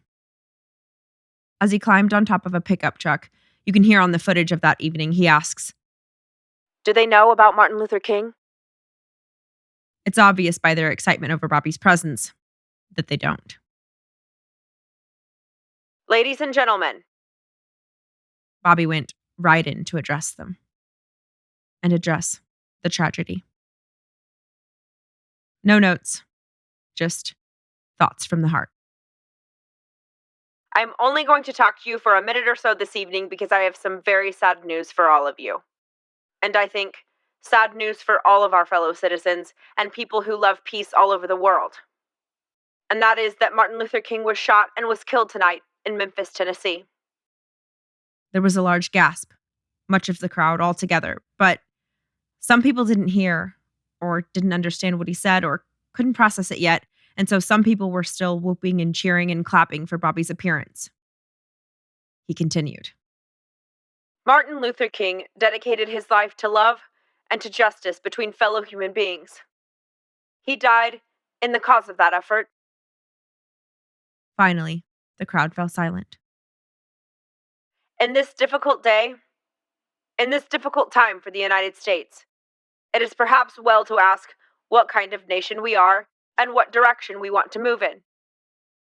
For those of you who are Black, considering the evidence that there were white people who were responsible, you can be filled with bitterness and with hatred, and a desire for revenge. We can move in that direction as a country, in great polarization. Black people amongst Black, white people amongst white, filled with hatred toward one another. Or we can make an effort, as Martin Luther King did, to understand and to comprehend and to replace that violence, that stain of bloodshed that is spread across our land, with an effort to understand, with compassion and love. For those of you who are Black and who are tempted to be filled with hatred and distrust at the injustice of such an act against all white people, I can only say that I feel in my own heart the same kind of feeling. I had a member of my family killed, but he was killed by a white man. But we have to make an effort in the United States. We have to make an effort to understand, to go beyond these rather difficult times. My favorite poet was Aeschylus. He wrote, "In our sleep, pain which cannot forget falls drop by drop upon the heart until in our own despair, against our will, comes wisdom through the awful grace of God." What we need in the United States is not division. What we need in the United States is not hatred. What we need in the United States is not violence or lawlessness, but love and wisdom, and compassion toward one another, and a feeling of justice toward those who still suffer within our country, whether they be white or they be Black. So I shall ask you tonight to return home, to say a prayer for the family of Martin Luther King, that's true. But more importantly, say a prayer for our own country, which all of us love. A prayer for understanding and that compassion of which I spoke. We can do well in this country. We will have difficult times. We've had difficult times in the past. We will have difficult times in the future. It is not the end of violence. It is not the end of lawlessness. It's not the end of disorder. But the vast majority of white people and the vast majority of Black people in this country want to live together, want to improve the quality of our life, and want justice for all human beings who abide in our land. Let us dedicate ourselves to that and say a prayer for our country and for our people. Thank you very much. Then he dismounted from the truck and went home. This was the only time he ever publicly spoke of Jack's death. He won the Indiana primary after that. He knew he had found his message. The only thing he could say. People are being treated unjustly, and I vow to help fix that. But every person also has a responsibility to contribute. I've proved I can really be a leader of a broad spectrum.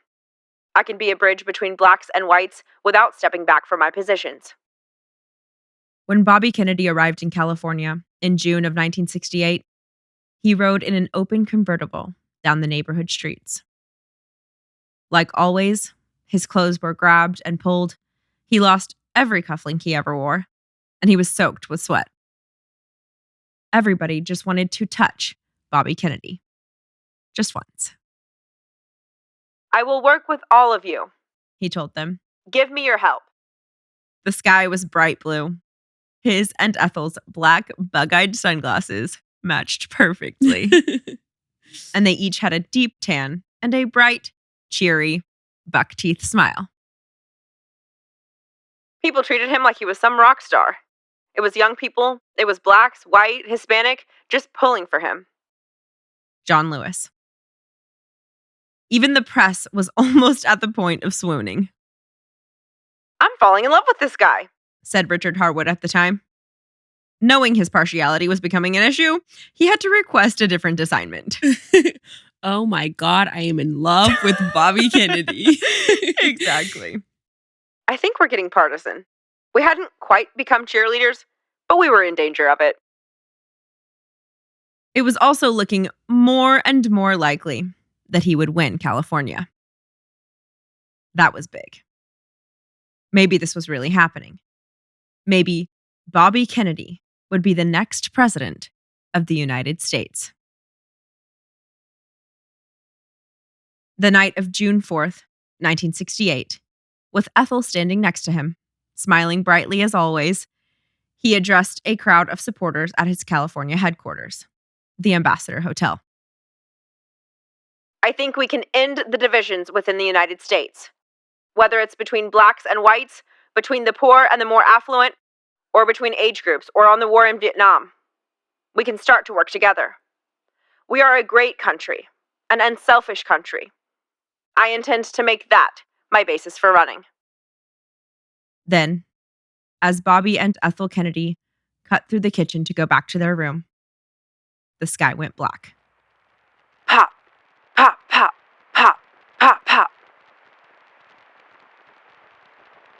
For the second time, in less than 5 years, gunshots rang out. Before there were 3. This time, there were 6. Then there was the blood that confirmed it. What made Robert Kennedy unique was that he felt the same empathy for white working men and women as he did for blacks, Latinos, and Native Americans. He thought of cops, waitresses, construction workers, and firefighters as his people. Jack Newfield. Bobby saw himself as a bridge for the American people, to reach their neighbors on the other side and see each other's humanity. And then someone who didn't want a bridge took him from all of us.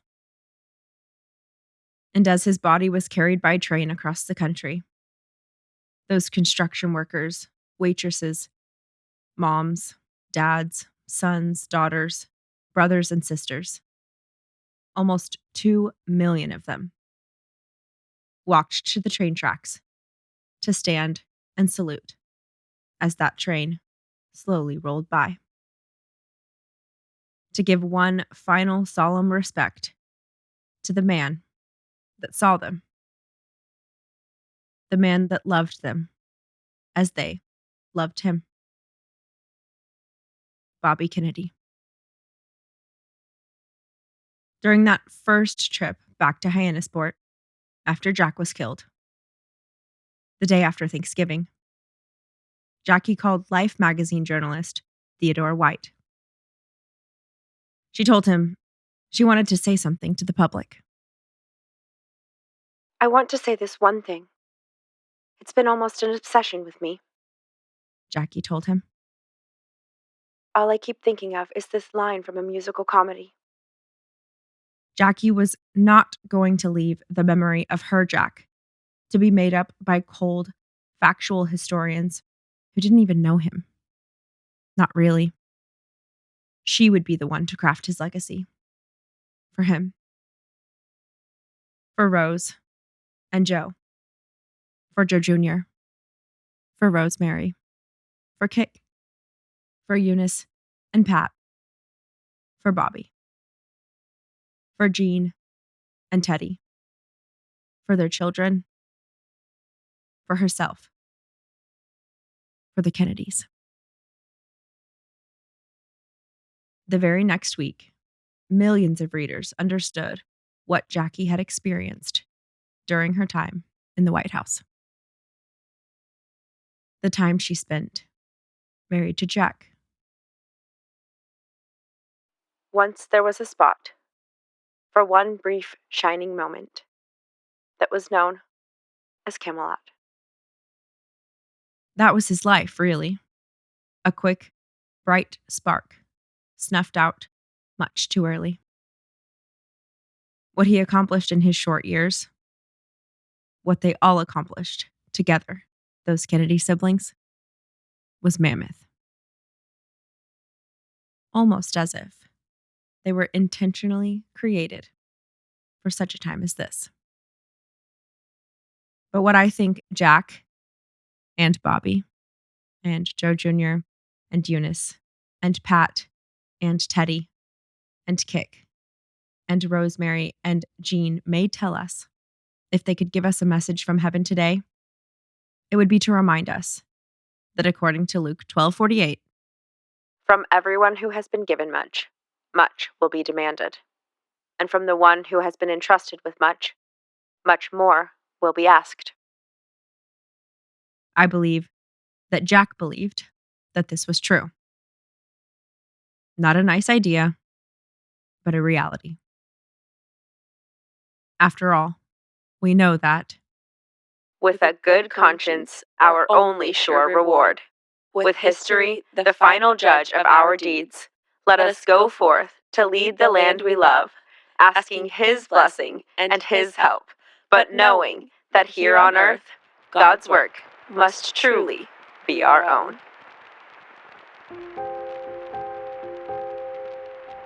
They were at the helm during the most turbulent moment in American history.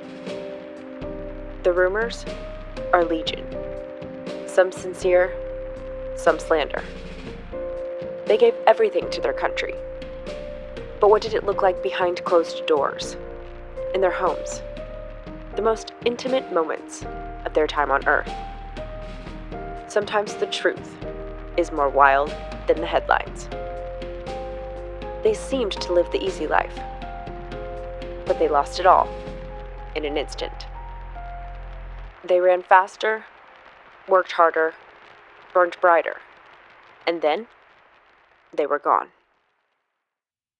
You have just listened to the Kennedy Siblings, episode 22 from Blood and Business. Thank you all for listening to today's episode. If you enjoyed it, please give us a review on Apple, rate us on Spotify, and share Blood and Business with a friend or a sibling. If you'd like to support the show, the best way is to become a patron of Blood and Business. You will get bonus content every month, including a monthly bonus episode, interactive main episodes, and behind-the-scenes footage. To keep up with us day to day, you can follow us at Blood and Business on Instagram and TikTok. You can find the link for Instagram, TikTok, and Patreon in the show notes below.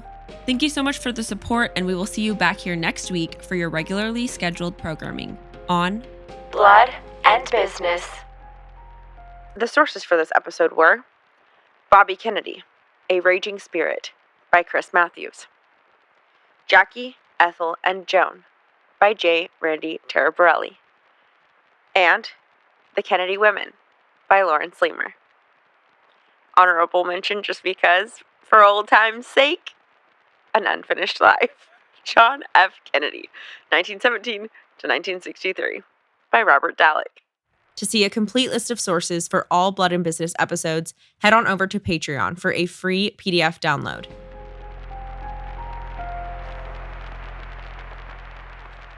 oh my gosh, that was the last word of the last Kennedy episode ever. I don't believe that. Everyone's so tired. We'd cry.